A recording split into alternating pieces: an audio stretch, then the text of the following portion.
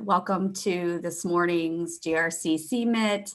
I'm Tracy Nauer, the Director of Complex Care at Direction Home, Akron-Canton, Area Agency on Aging and Disabilities. Direction Home is one of 12 area agencies on aging in Ohio, whose goal and focus is to help people of all ages with disabilities successfully stay and age at home.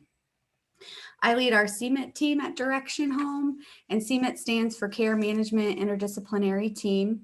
This team was created many years ago in collaboration with our partners at Summa Health and Northeast Ohio Medical University to assist our care managers with difficult consumers and situations, foster collaboration in the community setting, and provide education to students and residents. The team is comprised of a geriatrician, Dr. Jen Drost, a pharmacist, Dr. Sue Fosnat, a master prepared nurse, which is myself, and RNs and licensed social worker care managers, and pharmacy and medicine students and residents. CMIT provides a forum for care managers to discuss consumers with complex physical, mental, spiritual, and/or psychosocial needs, and facilitates an interdisciplinary team discussion for recommendations and suggestions to improve the health and lives of the consumer and promote continued living in the community setting. Having this weekly team meeting is very important for successful outcomes. We all know research has shown that team-based delivery of care results in fewer hospitalizations, reductions in length of stay, fewer drug prescriptions, promotion of community-based living, greater satisfaction of consumers, and often lower mortality rates. An interdisciplinary approach promotes care coordination and a comprehensive means of providing care. So today we'll be listening to a case from Marissa and Craig, and you two can introduce yourselves and share your screen and get started. Awesome. And Sue, did you want to do a little? I just wanted to add to that today, for those of you who are tuning in, today is our sort of maiden voyage for a new wrinkle on that interprofessional team. So we have brand new partners with Habitat for Humanity in Summit County and Craig Cisak, who is a physical therapist. So through some pilot dollars from a number of sources, including HRSA grant, Summa Health, et cetera, there's an opportunity to focus on fall prevention in some of the older adults in specific areas in the Akron and Barberton area.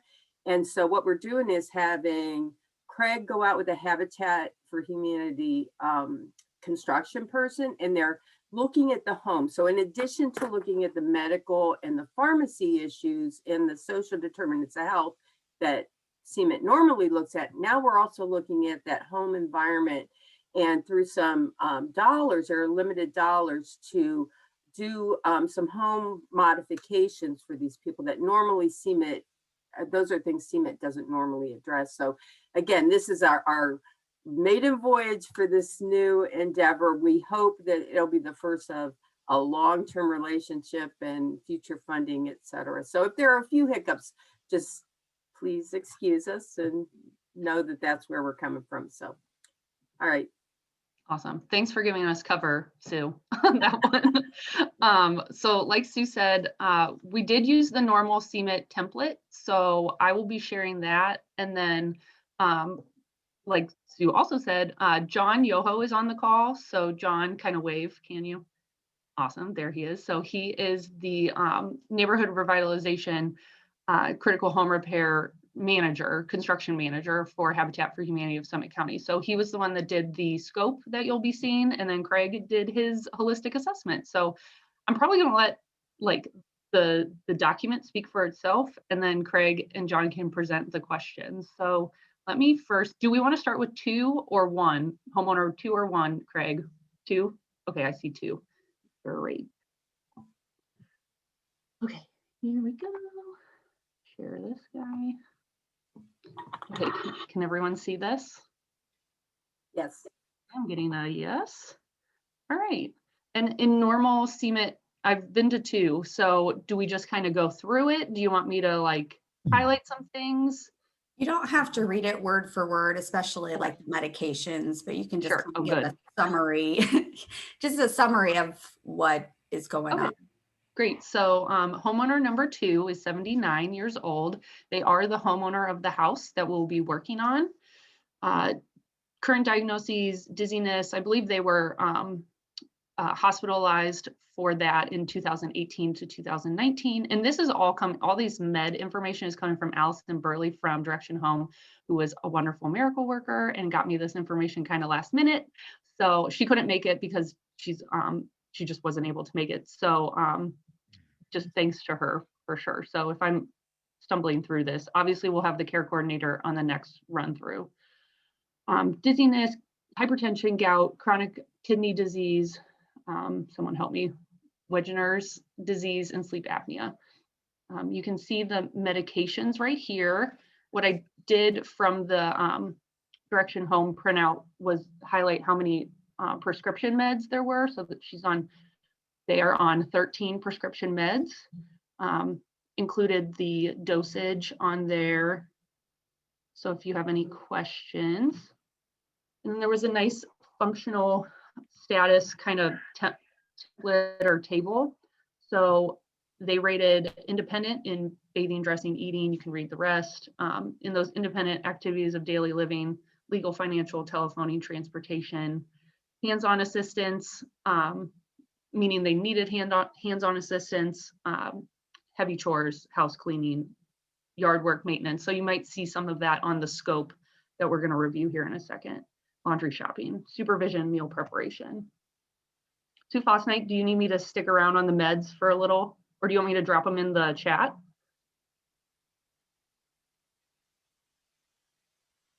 Maybe. Can't see her. I saw her on, so she'll comment on meds when you're all Okay. done, Marissa. Yeah, and I did get a list of this last night, so Oh, I already have. excellent. You know. Okay, super. So how does the consumer get around? Any adaptive equipment, wheeled walker, straight cane, and a CPAP machine. There were no mental impairments listed on the Direction Home printout.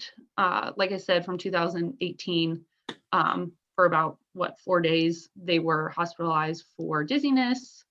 No recent hospitalizations were listed on the printout. And then I think I'm going to scroll down here. So, and like Sue said, this is our maiden voyage. So if this doesn't work, how we're reporting out on, the scope for the construction, like let us know, we can obviously change this up. But the way that Habitat prints out, so the way that John does his scope when he goes out on the job is to break it up into 2 sections. First, in the application, we get what the homeowner would want. So that would include actual needs, critical home needs, as well as like wants, So John has to sort of filter out what's going on. So the work that can be done for no cost, he's going to repair a light fixture in the bathroom. Work that can be done for minimal cost. And something I wanted to highlight as a question to the group, perhaps an opportunity for the medical professionals to help us prioritize, is this is all the work that can be done at minimal cost to the homeowner. So yeah. Would it make more sense to hear Craig's piece first and then look at these suggestions? Sure. Yeah, To get a better 100%. idea of what to prioritize? Yep. I'm going to stop my share screen. Craig, if you want to jump on and share screen then too. Okay, sounds good. Cool. Stopping. Let me see if I can do this. Share my screen. All right, how we doing? Great. Good? Yep. Okay, so patient number 2, I left it pretty generic.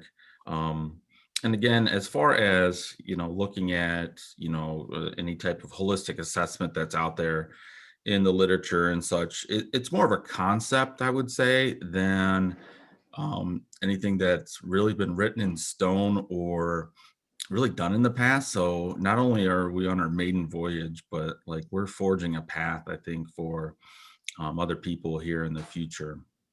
So this is kind of the concept that I went by.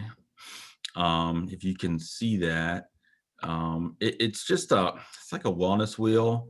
And I chose that because it really kind of touches on everything that's I find super important for what we need to know about the patient, and how we can address things, from an environmental standard all the way to a physical, social, and emotional. And we all know how important kind of everything is. It kind of carries its own weight, and each client's going to have different challenges.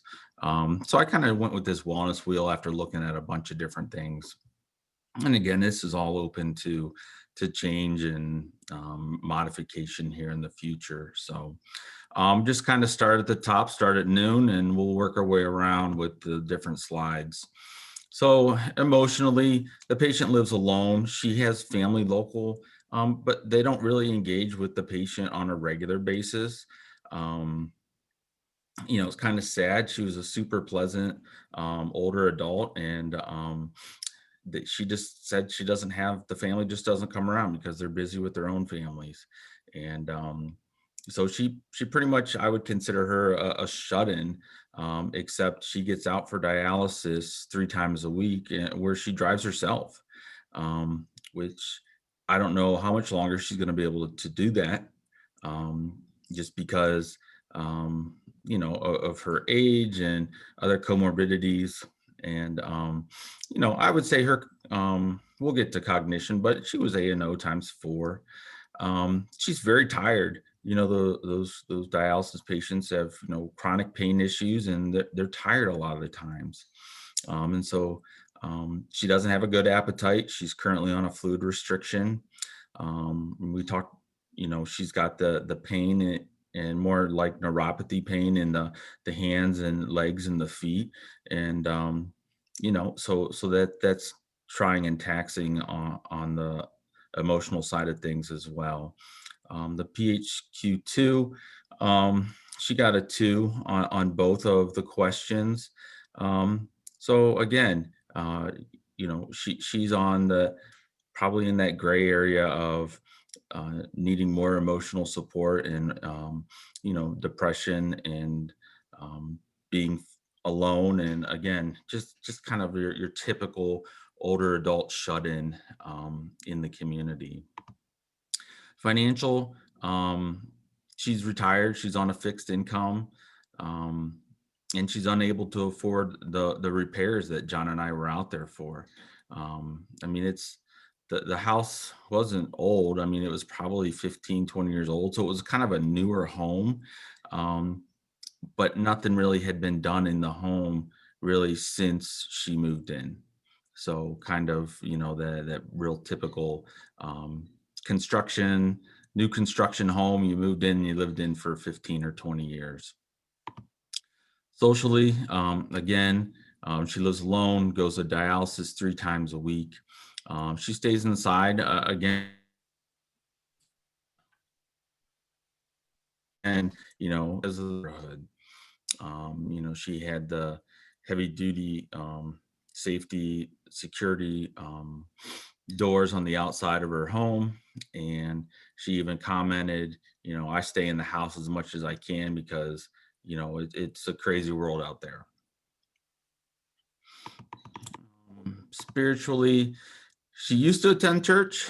She hasn't in several years. I did suggest, hey, a lot of these churches are doing, online forums and, weekly services online. And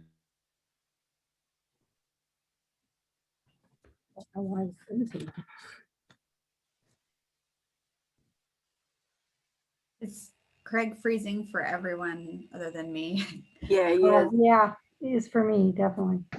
Yes. Craig, maybe if you turn your video off, sometimes it it's might cool. help. Go ahead. Maybe if you turn your video off, you're freezing on us. Oh, am I? Yeah. Oh, The that's gotta joys get it of to come up. Zoom. Yeah.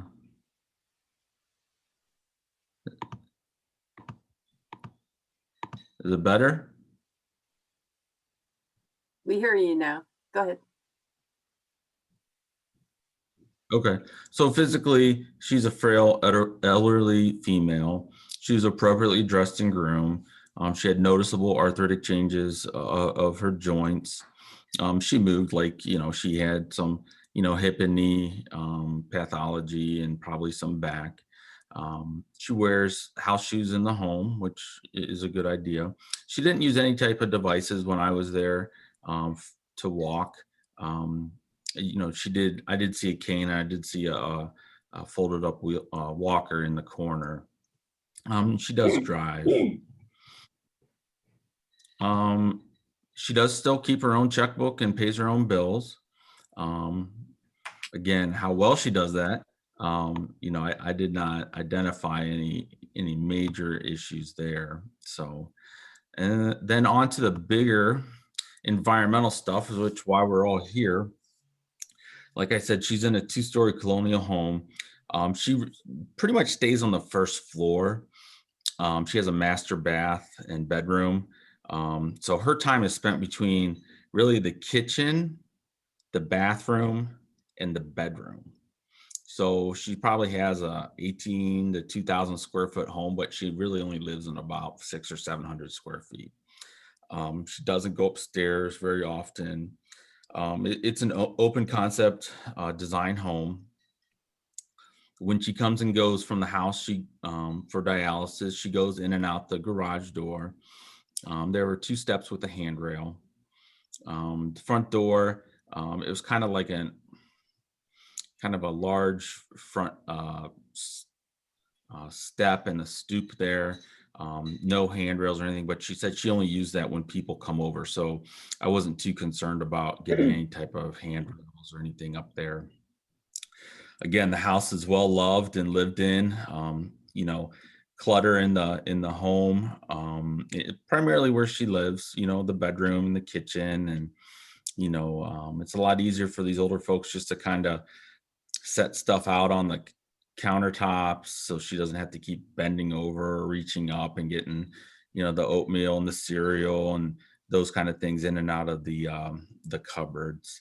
There were several rugs scattered around bedroom, bathroom, hallway. I would say it was pretty kind of dark. We had to flip lights on. I remember as we went through, all the shades were pulled. Kind of typical for older folks. They don't like the light in, and they think they're keeping the heat out, and so it was pretty much illuminated with interior lighting, and that's why like that light in the bathroom is going to be kind of important to get fixed up for her.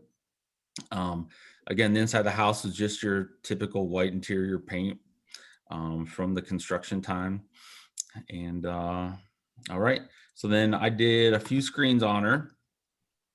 So the timed up and go, she was 14 seconds. So the CDC says anything over 12 seconds puts an individual at risk for falls. Her front reach test was 8, which puts her at like a moderate category for falls. You can see that her clock test there. I never really score them. I usually just have the patient perform them, then I give them to the right people to interpret. But she didn't do too bad, I didn't think. She got some of the numbers right. She got some of the hands right. So not too bad. I did ask, do you just have a general fear of falling? And she said, yeah, I'm afraid of falling. And so, we know that, as older folks become more fearful, they start doing less and become less mobile. And then the way they walk, the way they get around the house, they decrease their stride length, which increases their risk. They maybe start furniture walking, which again is not ideal. So, just that whole fear concept of falling is a huge factor in their overall risk. And then history of falls, yes, none within the past year, but she did have a fall. I think it was over a year ago where she hit her head, and I think that's when she was hospitalized. So again, you know, she has fallen. And so we're going to look at some recommendations here. And then, you know, John, jump in anytime, or Marissa. These were kind of John and I kind of talked. He has some other things that are kind of more to do with the house and the house maintenance. But these are recommendations are going to be more directly related to preventing falls. So here's a picture of her front living room carpet. It has a couple little bubbles in it, so getting that re-stretched is going to be important, so that, you know, she doesn't trip on that. That was kind of that linoleum in the upper right. That's her front foyer, and it's probably like a 5x5 area. So, you know, anytime she goes to the front door, she's going to be traversing over this this carpet. Next recommendation, she had a pretty standard shower insert, no tub, and we recommended just a couple grab bars in there. She had one on the far side that is kind of built into the shower surround, but you know, one adjacent to where she gets in on either side was going to be recommended. She does have a basement, and the basement, she goes down there, she just has storage down there. But she talked about wanting another rail down the opposite side. So she currently has one railing on the left going down. And she talked about having a right one installed. And I thought that was a good idea. So John and I John got his tape measure out, and I held it for him, and we measured that, and to hopefully get that put in for her, just to increase her safety, so she can use two hands going down into the basement. So this is her primary toilet. You can kind of see the clutter around, and that was typical throughout the house. Those seats are okay. They're not the best. Those risers, sometimes they do come loose. So getting a comfort height toilet, and she wanted all three of her toilets to match. We recommend just doing all three toilets to get them to the comfort height. So in case she uses the bathroom in the hallway, so she has two bathrooms on the first floor and one upstairs. And then she had this rug, and again, you can see a little bit of the clutter, you know, just talking to her about picking up the rugs. You know, older folks think like, if I put a rug down, I'm going to protect my carpet and it's going to last me longer. You know, well, they don't really realize that, hey, you know, this is an opportunity to trip and fall, especially if using an assistive device. The wheels, the back slides, the back legs, they get caught up on this stuff all the time. And it's just one more opportunity to fall. And then lastly, we're outside. She didn't have any numbers real visible in the house. So get some numbers and get them put up on the house, just for easy identification for emergency personnel. So that is all that I have. So then John can kind of go over his punch list, and then we can discuss, I guess. You're muted, Marissa. Awesome. Okay, can you hear me now? Yeah. Okay, so this is John's scope. So sorry, you can kind of see it, and John, you might need to jump in. But replace storm door on side, new handrail to basement, so that was discussed. Clean furnace and ductwork, repair carpet trip hazard, replace 3 toilets with comfort height toilets, install 2 grab bars, replace gutters and downspouts. I'm gonna have to go out and then zoom in over here. Okay, repair or replace 2, John, what does that say? Faucets, thank you. Paint, trim, and doors, front porch, replace Decking and handrail, back porch. Thank you. replace light on the back, and then replace sump pump. So what you can see here is that the total estimated cost, and remember Habitat, for our critical home repair programs, we only charge material costs unless we're subbing out a job. So like a roof or something, we obviously have to pay labor for that, and that gets passed down to the homeowner, but we are at $4,773, which is over budget. So some of those, so that's a lot of information, and I don't know if we want to, with the 4 minutes left, discuss. Sue, is that kind of? Yeah, again, you know, we're sort of feeling our way through this process. Maybe people could look at those and with the idea that the goal of this, specifically this team, is fall prevention. I'm looking at something like the gutters and downspouts, and I'm thinking, you know, that would be less of a priority for that particular goal.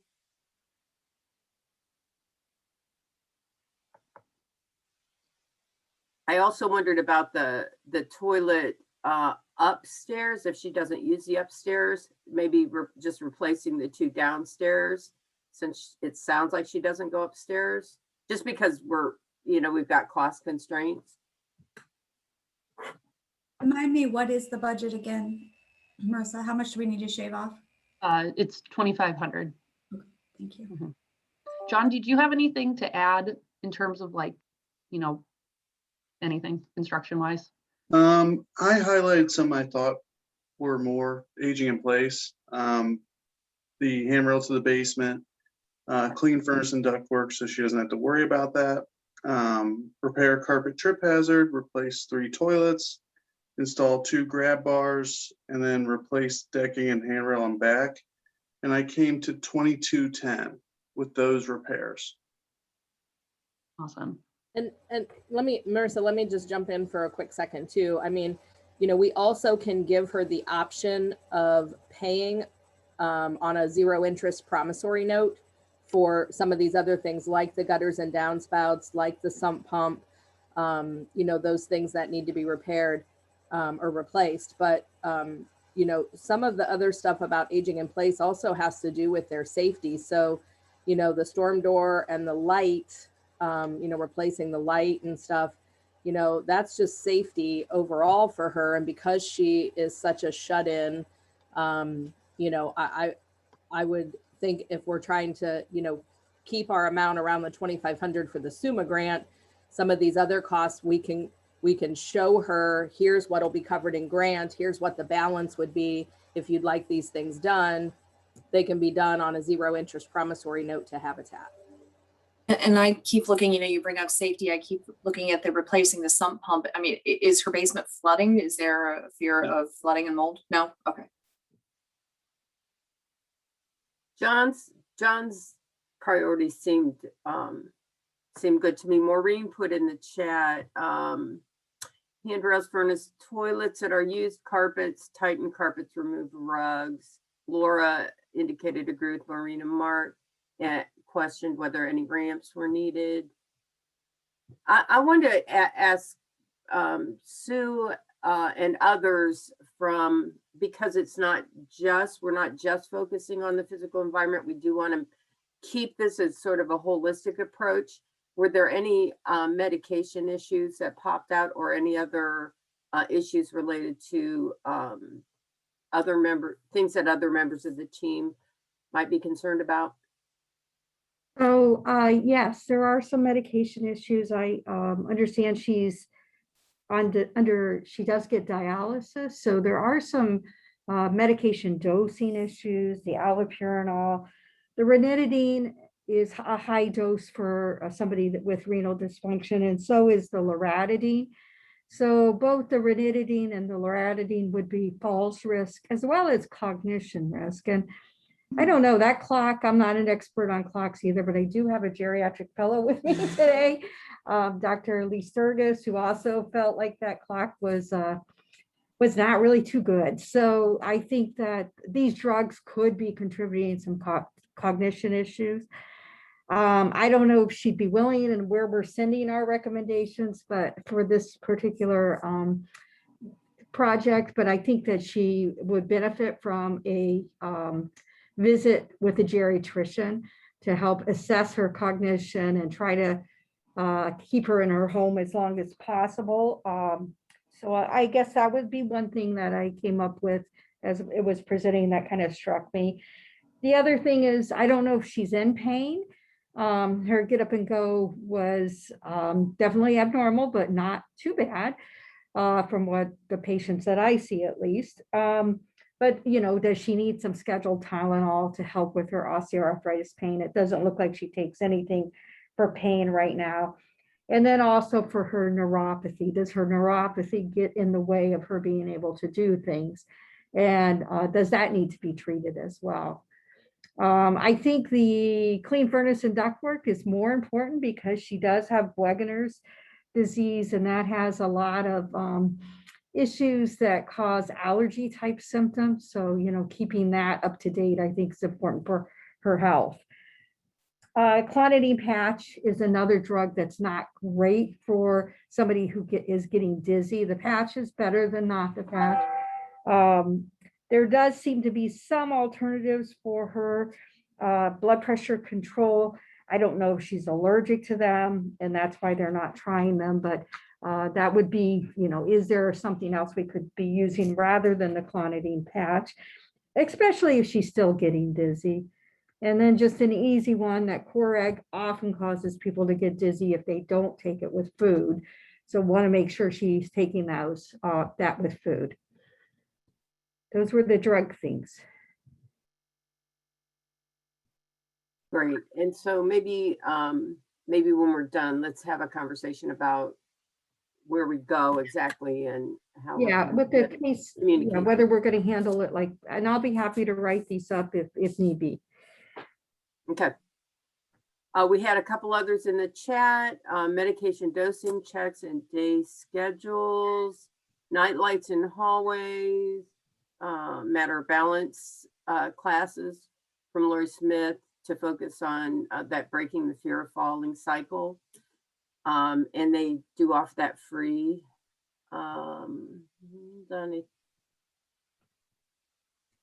Craig said he thinks her care manager would know if she's active with mobile meals. Yeah, and Tracy confirmed that. Craig indicates she leaves a light on in the bathroom at night. We also have a program at Direction Home called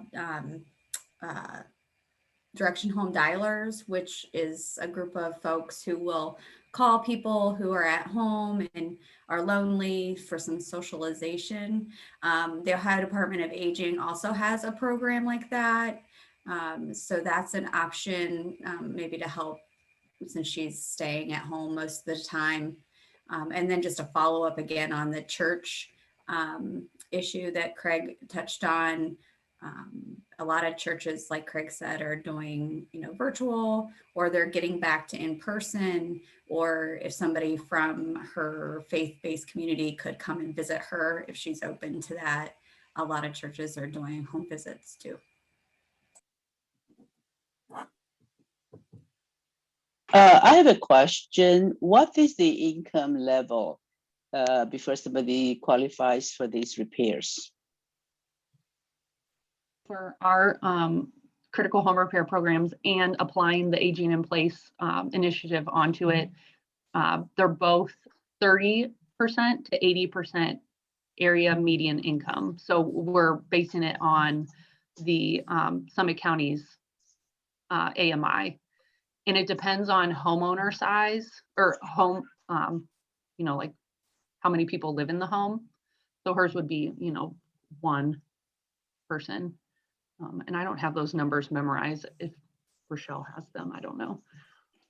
Yeah, I can pull the chart, but 30 to 80% is our covenant directive from our Habitat International office. So I can't go below 30 and I can't go above 80. Most individuals, especially in the senior population that are on Social Security or disability or some kind of pension, usually are falling somewhere around 40 to 60% of the AMI. So we don't have any issues so far with any of the applicants qualifying income wise.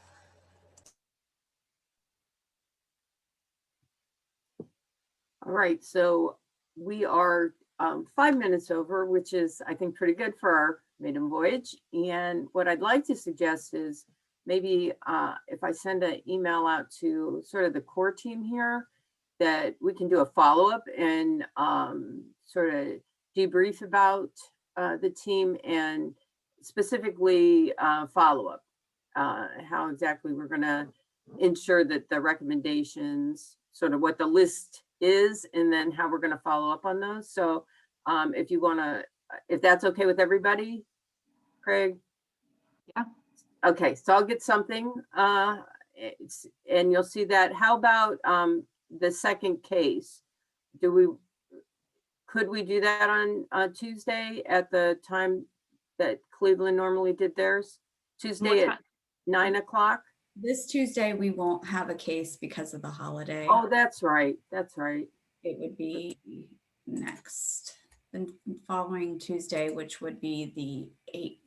We could either do that or we could wait until the next Thursday one, since it'll be in the same week. Yep. I'm not available that Tuesday. Let's do the next Thursday, Okay. 2 weeks from today. John is off that Thursday, the 10th. John is off, but